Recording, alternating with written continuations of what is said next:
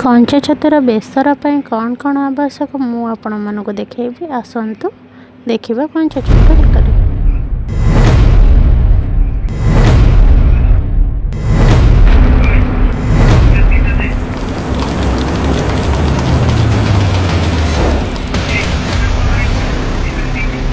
नमस्कार, मु cute little मु आपनको स्वागत करुछु मोर क्यूट लिटिल किचन को, मोर छोट किचन को।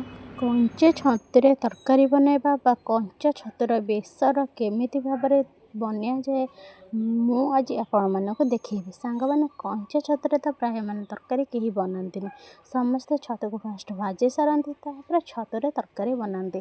मु किंतु आज टिके नुआ और ऑथेंटिक स्टाइल रे मु आपण मानको सिखेबी कंचा छतुर बेसर।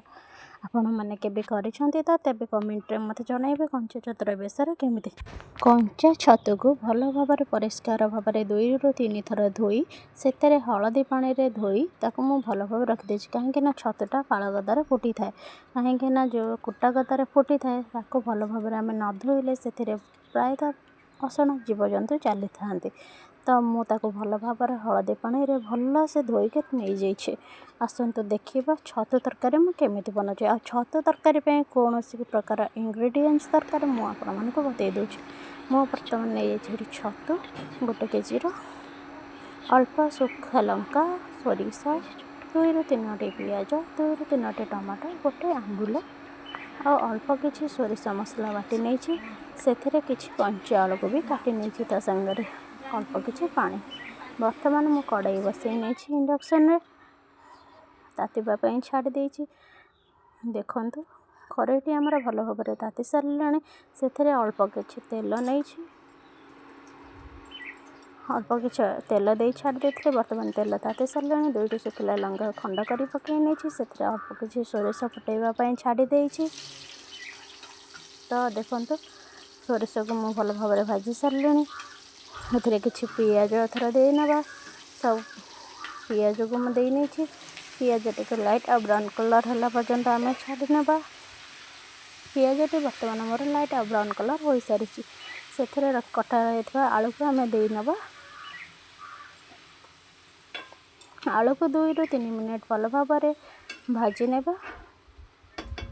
आलू टिके 2 रु 3 मिनिट भाजी सारला परे सेथिरे किछि हळदी गुंड 2 रु 3 मिनिट भलो भाबरे भाजी सारी भाबरे देई नेबा। अल्प किछि हळदी और लूण देई वर्तमान स्वाद अनुसार लूण देई देछि कि पछरे मते लूण देबा को जेमिति न पड़े।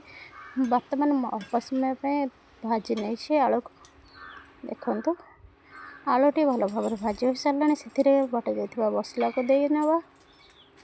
मसला बटा दिया सारला परे मु अल्प किछि काश्मीर लाल मिर्च नै जायछि। आपण मानकर जदि आवश्यक नेबे तो नहले नै न परिबे।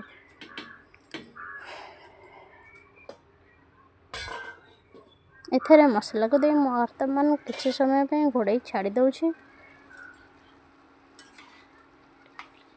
मसलाटी भलो भाबरे सिझी सारलाणी। वर्तमान ताको भलो भाबरे कसी नेबे।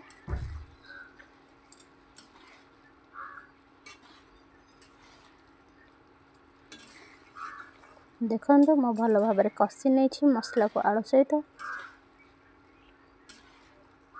कसी सारबा परे आमे आको किछि समय पे छाडी नेबा।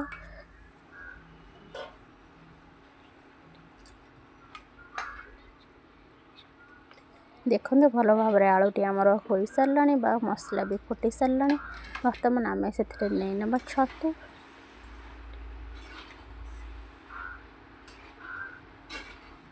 देखंतु छतु को भलो भाबरे आलू सहित आमे मसला सहित आमे ताको मिक्स करि नेबा बा भलो भाबरे कस करि नेबा। मु वर्तमान आलू सहित मसला छतु टिको और मसला टिको भलो भाबरे कसी देछि। कसी की भलो भाबरे घोड़ै देबा। घोड़ै ताको आमे 5 मिनिट पे छाडी नेबा। देखंतु वर्तमान हमर आलू मसला और छतु भलो भाबरे फुटी आसलाणी। एथरे आमे दे देबा कटा टमाटो और 1 आंबुल खंड। वर्तमान एको दे आमे भलो भाबरे कसी नेबा। पुणी किछि समय पे 5 रु 10 मिनिट खंडे कसीबा।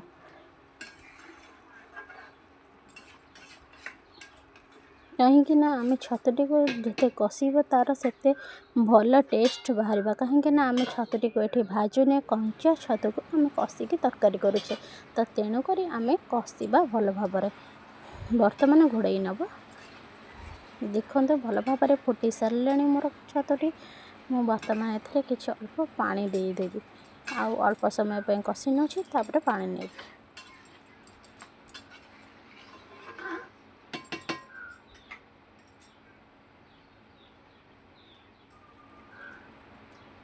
ଦେଖନ୍ତୁ ଏଇଭଳି ଭାବରେ କଷି ନେଇଛି। ବର୍ତ୍ତମାନ ଆମେ ସବୁ ମସଲା ପାଣିକୁ ଦେଇଦେଲି। ବର୍ତ୍ତମାନ ଆଉ କିଛି ପାଣି ମୋ ଅନୁସାରେ ଦେଇ ମୁଁ ଘାଣ୍ଟି ନେବି। ଆପଣଙ୍କର ଯଦି ଅଧିକ ପାଣି ଦରକାର ତାହେଲେ ଆପଣ ଦେଇପାରନ୍ତି।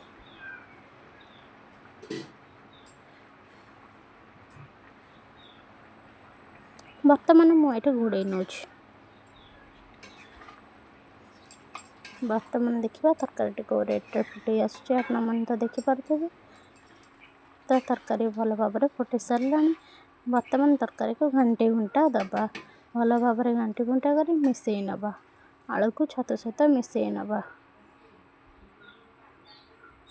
ବର୍ତ୍ତମାନ ମୁଁ ଛତୁ ସହିତ ଆଳୁକୁ ଭଲ ଭାବରେ ମିଶାଇ ନେଇଛି ବା ମୋର ସବୁ ପାଣି ବି ମରି ସାରିଲାଣି।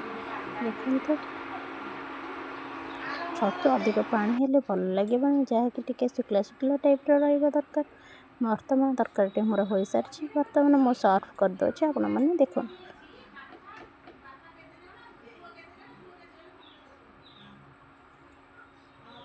ଆପଣମାନେ ଥରେ ଏମିତି କେବେ କରିକି ଖାଆନ୍ତୁ ଘରେ। ଯଦି ଆପଣମାନଙ୍କୁ ଛତୁ କଞ୍ଚା ବେସର ବା କଞ୍ଚା ଛତୁର ବେସର ତରକାରୀ ଆପଣମାନଙ୍କୁ ଭଲ ଲାଗିଲା ତାହେଲେ ମୋତେ ନିଶ୍ଚିନ୍ତ କମେଣ୍ଟ କରନ୍ତୁ। ମୁଁ ଆପଣଙ୍କ ପାଇଁ ଆଉ କିଛି ନୂଆ ନୂଆ ଭିଡ଼ିଓ ନେଇ ଆସିବି। ଯଦି ମୋର ଚ୍ୟାନେଲଟି ଭଲ ଲାଗିଥିବ ଆପଣମାନଙ୍କୁ ତାହେଲେ ଆପଣମାନେ ଗୋଟେ ଲାଇକ୍ ଆଉ ସବସ୍କ୍ରାଇବ୍ ଆଉ ସେୟାର କରିନେବେ। ଧନ୍ୟବାଦ ସାଙ୍ଗମାନେ, ରହୁଛି। ଜୟ ଜଗନ୍ନାଥ।